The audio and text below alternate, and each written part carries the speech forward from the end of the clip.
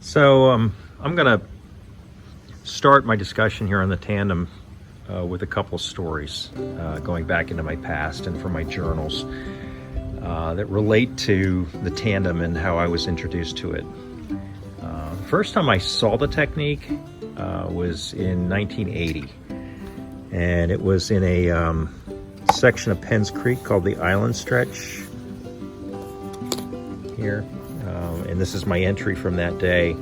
At that time I was fishing by myself a lot of times, wandering around, and I'd run into old timers and I'd talk to the old timers because they usually knew what was going on, and occasionally they would invite me to fish with them and I'd hang out, and this was one of those nights. I ended up down at the Island Stretch, which is a section above Cherry Run and below the tunnel of Pope Patty. That's the best I can tell you. And it was one of my favorite sections. It was also the section that I did best in the previous year when I had a tremendous success on a blueing olive hatch on the 4th of July, 1979. But I'd wandered down there, and I met an old timer. The older guys I called old timers. And this gentleman was 72. He'd been a coal miner. He had black lung, and he was probably not going to be around much longer the way he was. But he was out in the stream fishing, and kind of invited me to come talk to him. And I talked to him for quite a long time, and mostly I listened and watched him fish. And one thing that he was doing at the time was using two flies at once, and the second fly was on a leader that was tied at the bend of the hook, and they were both dry flies. And if I recall, one was more in the size of a March Brown and the other in a sulfur, so he was covering two parts of the hatches at once. So that was the first time I met first time I met him. I didn't meet him again. I think he was gone in a couple of years, but the first time I'd seen that type of arrangement with flies. And so that went into my journal for the first volume. Later, in the second time I was introduced to it, it was in 1991, which was 11 years later than that. And I had been, Charlie Meck invited me to go fish with him. I'd met him a year or so before that, and I went up to stay with them, the Mecks, and we fished Little Giuliana River. And I think he'd just gotten back from a trip from the Bighorn River, maybe the week before, I'm not sure, but he came back with this technique he'd seen, which was involved two flies. And apparently a guide out there had shown him the technique, and they'd done pretty well with it. And so he made a point of describing it to me, and we put on Tandem rigs, which at that time I was using a Patriot, which is his signature fly, and an inchworm. This is I've been doing this for a long time, and today I still kind of use those techniques. But so we fished the Little Giuliana River, and later in the day we ended up into some slate drakes and bluing olives, and we did fairly well. But that was the second time I was introduced to it. Charlie thought a lot about it, and his mind moved very fast, and he took the technique much further than others had used it. He even wrote books about it. So, and then I sort of took that technique, which I really liked it, because I was primarily a dry fly fisherman. I did fish nymphs, but I didn't fish them at the same time, and that technique offered to do both if you wanted to do that. So the next time I used this technique, and was in at least in a large way, was in a Caddis hatch on Valley Creek, which is in Chester County, where we had the Caddis adults, but the pupa, and I'd seen the sparkle pupa, and I tied a bunch of sparkle pupas up and fished it, and ended up catching 9 wild browns on the pupa, fishing a tandem. And and 8 of them hit the pupa, and the adults were on the water and fish are rising, but they really were going after the pupa under the surface, and the tandem technique was very good. It just showed its value. That was on Valley Creek in 1992. And then another time, I used it from there on, but another time that was particularly memorable, I thought, was I was back up in Central PA, and this was on the 21st of May, right? And I've been fishing with Charlie, Meck again, and in the evening, during the day, we sat in his basement and we tied up a bunch of emergers, and he was calling this arrangement a bicycle because you have 2 cycles of a particular hatch, and we were going to test it out. And so we went to Little Gianna River in a section that he liked, and met up with some of his friends, and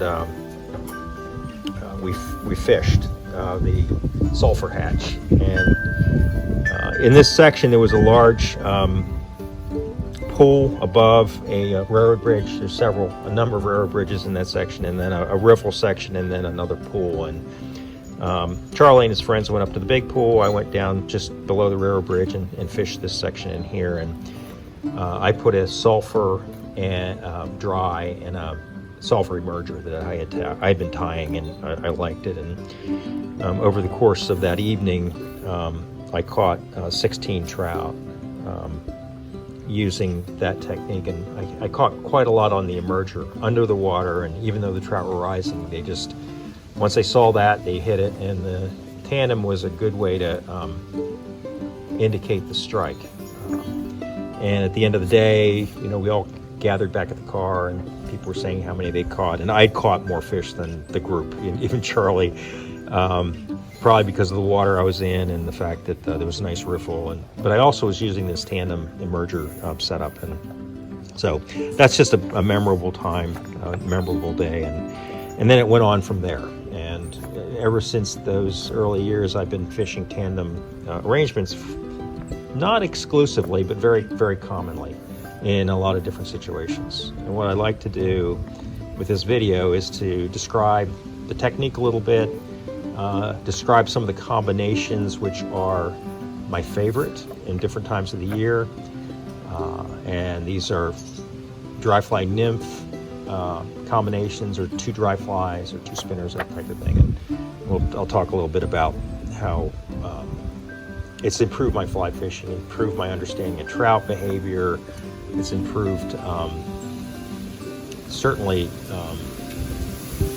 the catch ratio when I'm out there, and there's some interesting things to observe. So anyway, that's that. And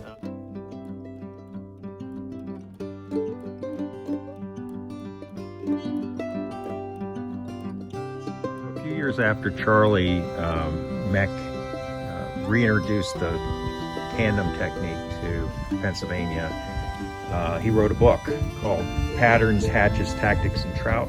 It's an excellent book. I would recommend it. He has a nice little write-up here on the tandem technique. In the first couple of chapters, he talks about how he learned of the technique, and after he returned, he fished with me on the Little Gianna River, and we'd had some success on it. But I had written an article for the Valley Forge chapter, Trout Unlimited, in mid-90s. This is published in 95. It might have been 94, but I'd written about the tandem and some of my experiences with it, and had a description of the technique and things like that. So Charlie took my what I'd written for that article and put it right here in the book. So it's kind of a neat thing that he used some of my words for introducing what the tandem was or is at the time.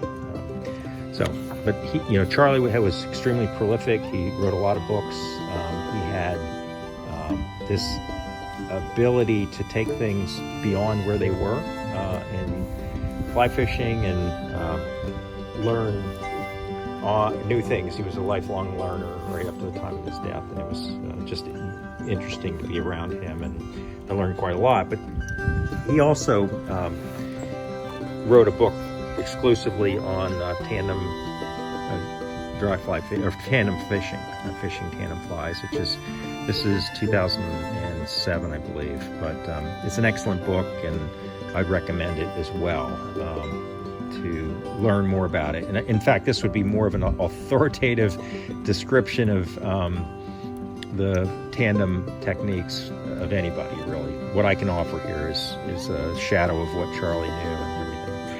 But and I would, what I'm going to do is put the in the description. I'll try to find links to these, and that you can buy these on your own. But, so that's it. Great man. Really missed the guy, and he was a good friend. So that's it. And now I think I'll talk about some of my experiences and in fly fishing with tandem rigs. Some of the things I've learned, some of the combinations that I like, what works, what doesn't work, and go from there.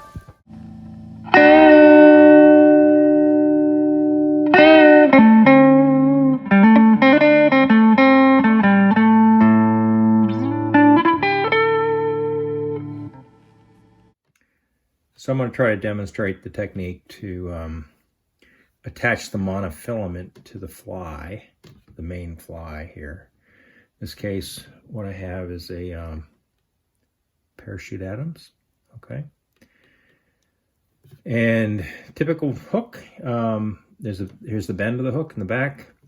This monofilament is 5X, which is my preferred thickness. Anything less than 5X, there's a good chance it's going to tangle when you're working with a tandem. You can add a thicker, like 4X if you need to. I tend to go with 5X. Sometimes if you have 4X, there's a better chance that you're going to lose both flies than if you don't just lose one of them. If you get it caught, say on the bottom, you can't get it out. So anyway, it's just a good length or a good diameter. So you take the monofilament and you're holding the fly here, and you just put it in the inside of the bend there, and then you just form a loop. And say this fly here is on your monofilament already, the main fly, and you're just going to turn this about 6 or 7 times, and you're just going to make an improved cinch knot right there, okay? So sometimes I'll actually put the point very lightly into my finger there. It doesn't hurt really. And then just bring the monofilament through the first loop. And once you get it through the first loop, you can just bring it around to the loop that's created when you've done that right there. See the loop there? It's actually easier to do when you have the first fly already connected to your leader, because you can kind of hold it there. And then once you get the line through the second loop with improved cinch knot, you just pull it tight like that. There you go. And then you clip this off a little bit right there. So you have your first fly. This is connected to your leader. And then the monofilament, depending on what you plan to do, can be anywhere between 30 inches and say 12. I don't go much lower than 12 inches depending what I'm doing. And then you would just attach your dropper this way, and with the same knot really.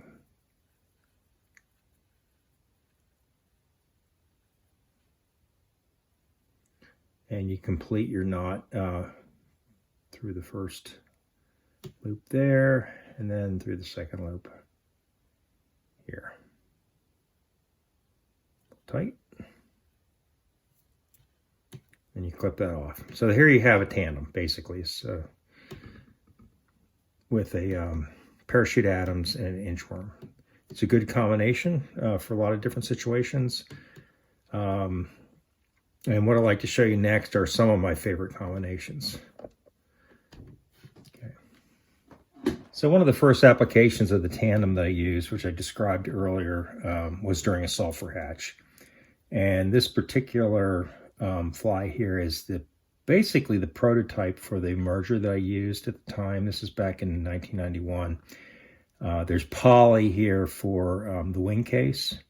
And I've actually seen this on the stream where the nymph is on the surface, it's floating along in the stream, and all of a sudden the back splits open, and the new emerging mayfly is popping out right there. And so there's a period of time where the trout have seen this.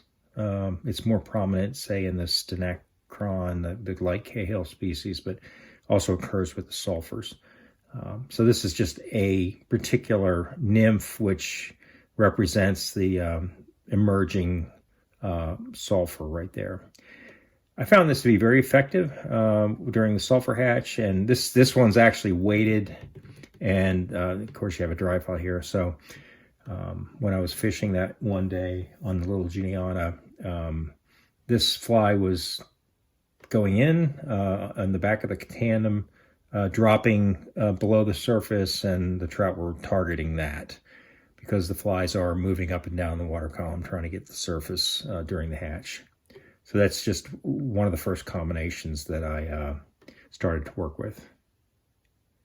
And this is my particular pattern, which I don't fish this as much now as I used to, even though it's effective. I've moved towards other type of no refusal type of mergers and things that are a little bit different than that. And I still use this at times. Sometimes it works, sometimes it doesn't. But I'll get into a couple of the other combinations. So this is sulfur and a sulfur merger. So a pattern I particularly like is called a CK nymph right here.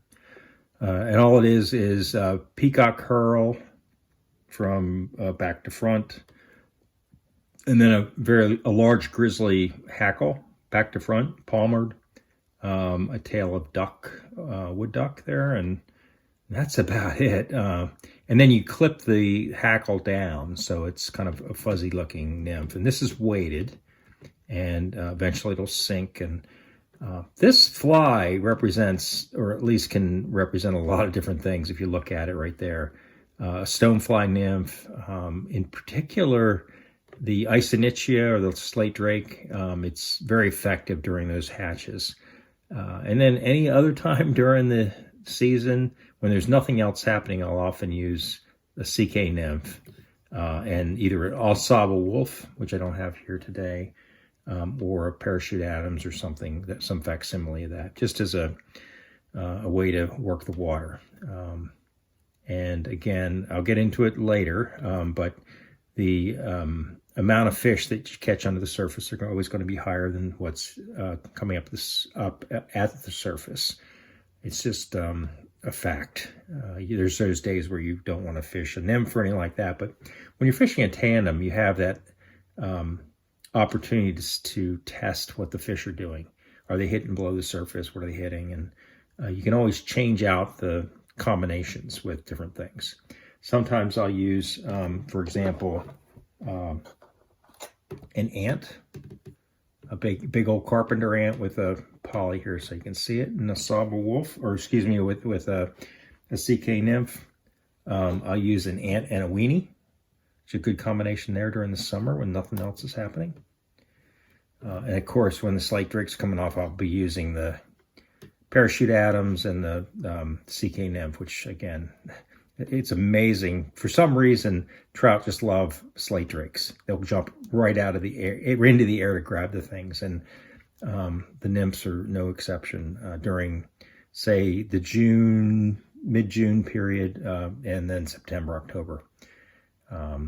Just really exceptional. Another combination I really like here, this is during sulfur and mixed sulfur and March brown spinner falls. So often on streams like Penns Creek, you'll have the March brown spinners over the water. They'll be hitting the water. They'll be the trout will start to shift from feeding on duns to feeding on spinners, and there's that sort of period. All of a sudden, you've got to switch to a spinner. But at the same time, there's sulfur spinners coming down. And so what I tend to do is I'll put a March brown spinner and then a sulfur spinner about apart, maybe 18 inches or so, and fish them at the same time. They're both barbless, and but it's tremendous. Like all I can say is the fishing gets better and better until you can't see. And I'm amazed at how many fish you can catch when you can't see a dang thing with a combination of two spinners. So that's another tandem combination, which I would highly recommend during a spinner fall. I would also, and this has happened many times, where you have a caddis, a lot of caddis activity at the same time during a spinner fall, which if you notice caddises in May will be all over the water. And I've fished this combination numerous times, and they really go after the March browns. It's a staple, but they will also hit the caddis with abandon some nights. So if there's no sulfur spinners coming down, I'll put a caddis, say in mid-May or mid to late May, and with a March brown spinner. Really great combination there.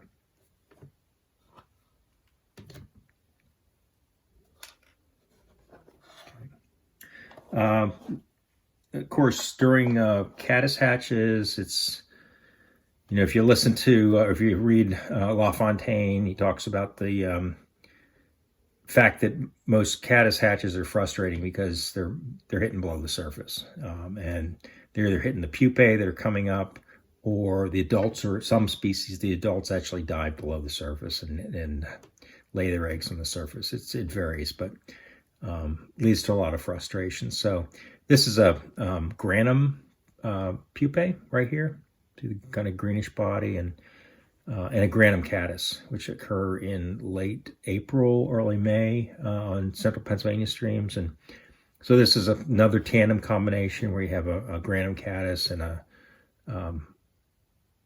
granum pupae, which sort of a sparkle pupae combination there. And that's very effective in that time. So you're covering, this is the two cycles, the emerging and then the adult that are there. So there's another combination. It's really good.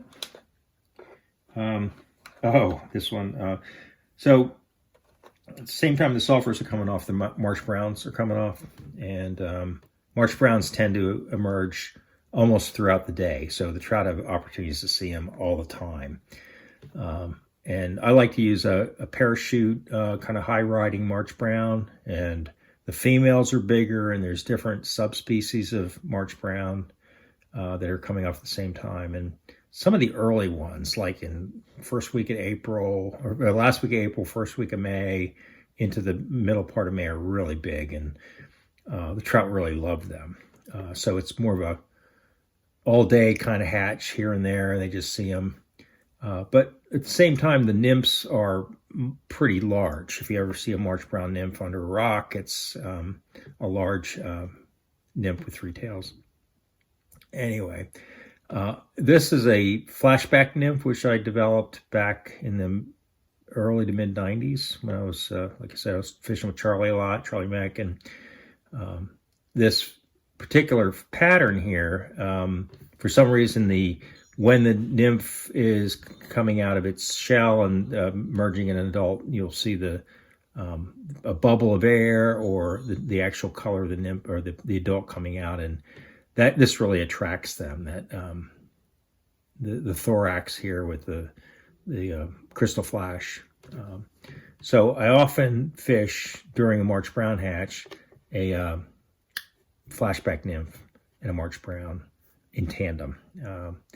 And this is weighted, and this is high riding. So, for most situations, you can get that down there, and you just watch the dry fly, and man, if those trout hit this, you'll know it in a second. And I've caught some great trout. And it's really good in pocket water. Like on streams like Penns Creek, there's some really great pocket water, which if you can get in there, because it's often very high, and get this nymph in with, they whack this thing, or they'll take the the flashback nymph. So that's another great combination. And I think the same thing could be said for a regular, say, apple caddis, say in April, mid-April. Some of the streams have caddises mid to late April, and the pupae, of course, are smaller. This is sort of a sparkle pupae.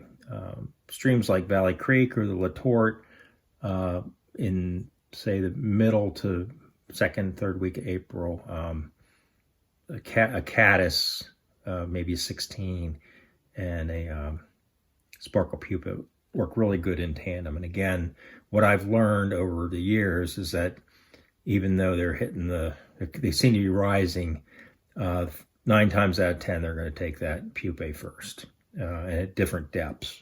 They're just kind of going to be keyed in on the pupae. So some days I just take it off, and if it's that good, I'm just fishing the dry fly. It's fun, and but I tend to start out certainly with the tandem combination. And I guess the other thing is I do fish, if I can find it in here, blueing olives quite a lot. And so this is just a bluing olive ish, size 20 dry fly in parachute, a little shuck here. But I have lots of emergers of different types, which tend to be a bit smaller and ride just under the surface. And I will also attach a bluing olive done and attach a little emerger at the back of it. And that is another great combination during the hatch. And it's amazing how many times I'll hit the emerger over even though this is a fairly good facsimile of a bluing olive, they'll hit the emerger. I just can't seem to find it in my box here right now. And you can also, when you're fishing midges, for example, I think a combination that is highly effective in the fall is just a sort of a caddis, elk hair caddis or deer hair caddis, and a midge. And I'm not sure I have it here, but I often use a Griffith gnat or a bluing olive or bluing olive emerger. You can see this fly, and you can't see the other fly. At least you know kind of where the combination is in. And if you're just fishing something that's so small you can't see it, it's all guesswork. But when you have a tandem on, you can actually see that main fly and then the other one behind it. Oftentimes, if it's 2 dry flies, I don't put that much distance between the main fly and the second fly. Like I said, 18 inches. Where I'm fishing nymphs with a dry fly, it could be up to 30 inches. And sometimes I even weight it if I want to get it down there in time. And I can talk a little bit later about some of the limitations to those. And I guess I do fish the Hendrickson quite a lot in the spring, and I will fish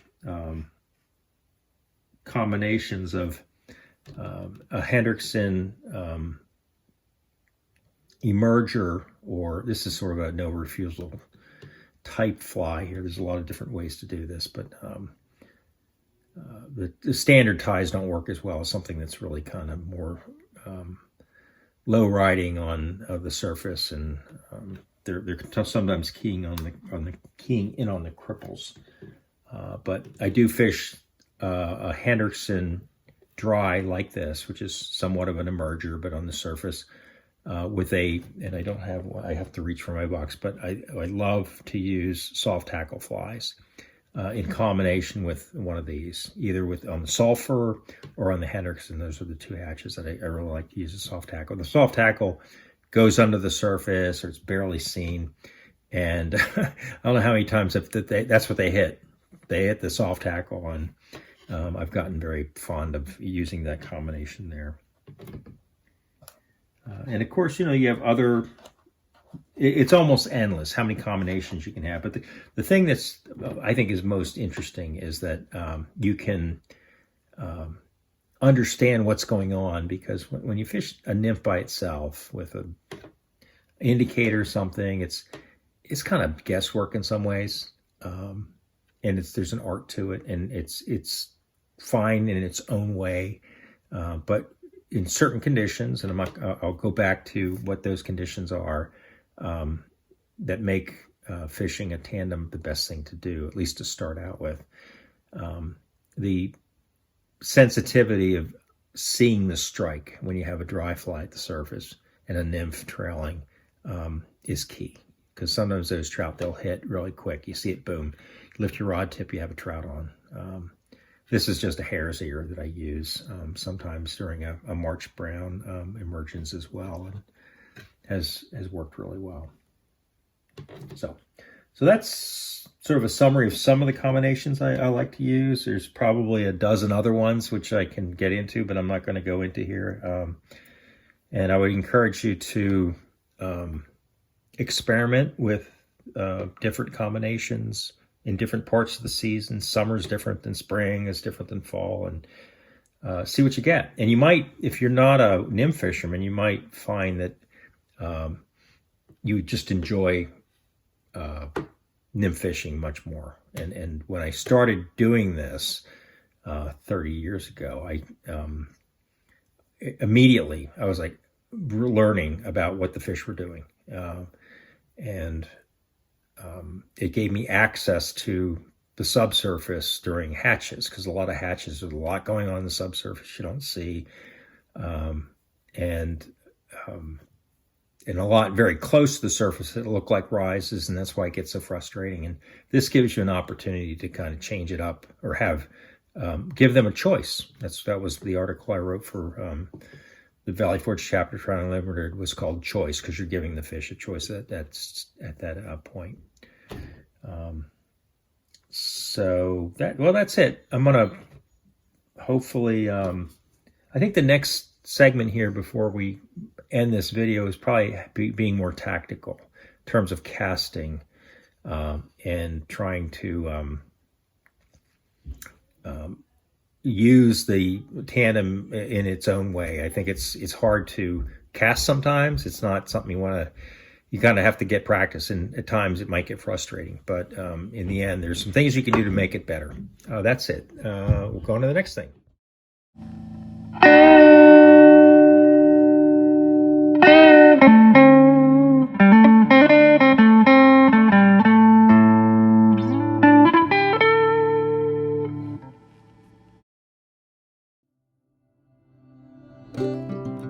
So I normally fish a tandem with an upstream presentation, similar to a dry fly, covering the water, cognizant of the fact that besides having a dry fly floating in the current, I have a nymph or wet fly below the surface. So I'm also thinking about the structure in the stream, where the nymph is traveling, where the trout might be laying, and being ready to strike if I see the dry fly go down as an indicator, as well as the dry fly being its own lure. So, and in that way, in a normal situation, can cover a lot of water and have a lot of opportunities to catch some fish with a tandem.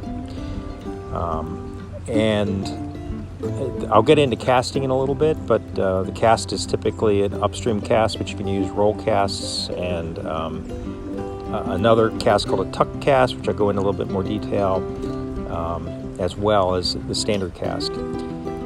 This situation here, I'm approaching a nice pool, and with a riffle coming in and a deep cut on one side, and I'm casting the tandem, which I think in this case is a attractor and an inchworm, or a attractor and a CK nymph. And I'm watching that dry fly as it's floating through. And if you really squint, you might be able to see a dry fly in these sequences here. But allowing it to drift, and the dropper is going below the surface, and I'm just waiting for anything to happen to that dry fly, either trout come up. And in this case, I do catch a fish. It happens to be just happens to be this time. This is a nice fall fish that came out of a trout stream, and but you get plenty of trout in the same manner. You will get bycatch, if you want to call it that. You know, smallmouth bass and chubs and fall fish and all kinds of things besides trout if they're in there. But it's a very visual way to fish nymphs, and that's why I like it, because nymph fishing can be pretty darn boring. But if you have the same visual satisfaction with dry flies when you're fishing a nymph, it's pretty cool. I think the next segment here, which will come in a second, I'm approaching a pool, and in this case there's some overhanging branches, and I'm fishing the tandem with a roll cast. So most situations you can get that tandem combination to roll just like a regular single fly cast. Works pretty good, and then as you get more room, or that you can just go back to standard casting. Tend not to false cast quite as much when I'm doing a tandem, because there's more chances to get hooked up to trees and caught on your line and things like that. So as you can see, it's always a careful approach, low profile, fishing like I normally would, but I have an advantage here because I'm fishing two flies and having the opportunity to catch both rising fish and fish feeding under the surface.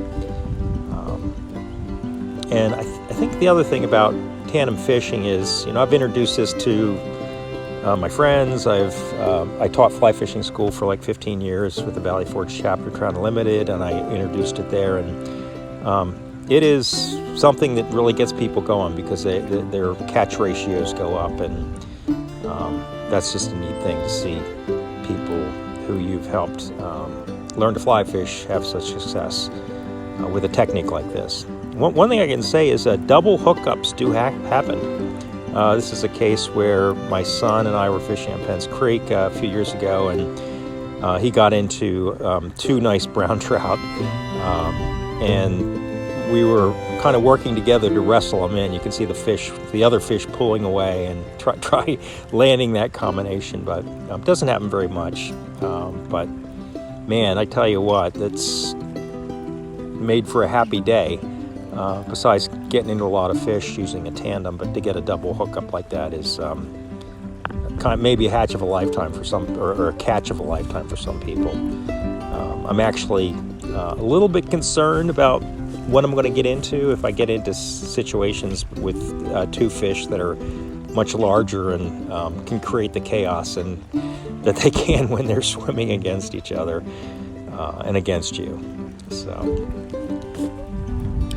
I could talk for days about tandem fly fishing techniques, but I don't have time in this video to tell you about all the things I've learned over the years. I hope I help you here understand the technique and some of the combinations that I've used over the years. There's one thing I want to leave with you guys is that there's so much going on under the surface that we never see, especially during a hatch.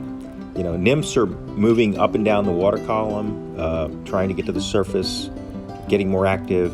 The trout are seeing all these things before and during the hatch. And then when the hatch starts, even rising trout are likely taking emergers under the surface. Think about all the sporadic risers. What are they doing between rises? Are they just sitting there? My theory is that they are taking emergers under the surface. Those trout are like that. There's also plenty of situations during hatches where you have 2 or 3 or 4 even different species of mayfly or caddis fly coming off. The tandem is an opportunity to give the trout a choice. And it's worked so well for me in so many different situations. I can't understate how much it's improved my fly fishing. Catch ratios at times are 5-to-1, nymph to dry, using a tandem. That's a lot of trout you may have missed by only using one fly.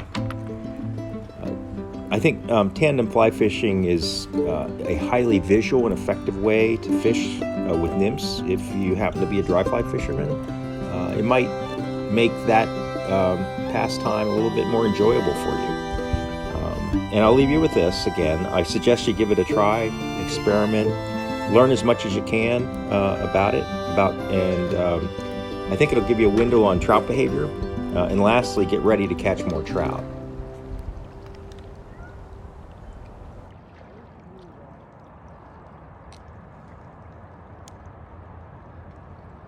So the couple of references which I talked about earlier in this video, Patterns, Hatches, Tactics, and Trout, and Fishing Tandem Flies by Charlie Meck. I'll put a link in the description where you can find these, and if you'd like to go out and buy them, I would recommend them. They're not that expensive. You can get them on Amazon.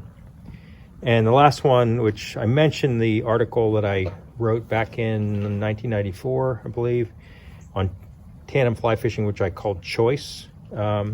This book here, Trout Tales and Watershed Heroes, which is a compilation by authors who contributed to the Banknotes, which is the newsletter for the Valley Forge chapter, Trout Unlimited, including myself. This book was put together 2012, I believe.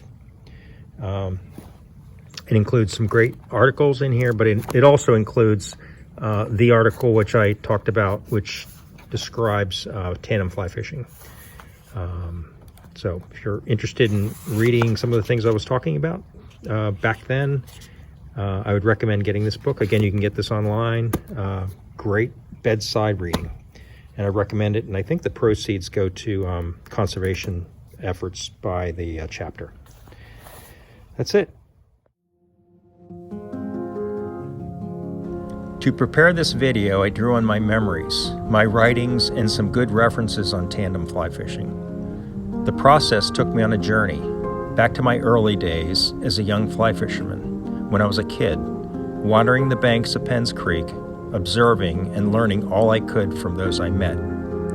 Along the way, I was influenced by many wonderful people, especially my fly fishing father, wise old-timers, experienced mentors, and a few really great fly fishing friends. I have no doubt that stories similar to mine have been repeated by others, thousands of times. How I may have been different was that over 40 years ago, I picked up a pen and a paper and I wrote it all down, and I never stopped. So today, I'm grateful for the gift to be able to share these memories and experiences with others. However, with gratitude comes pain. The pain of the loss of the good people who helped me, but now have all gone away, especially my father, who was often my companion on the river. For a while, this loss was an unbearable weight. I dreaded going back to the river alone.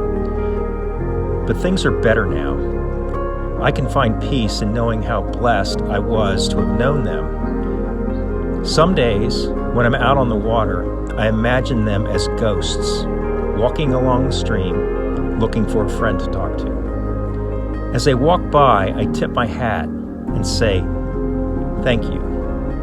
They turn toward me, give a friendly nod, and go on their way.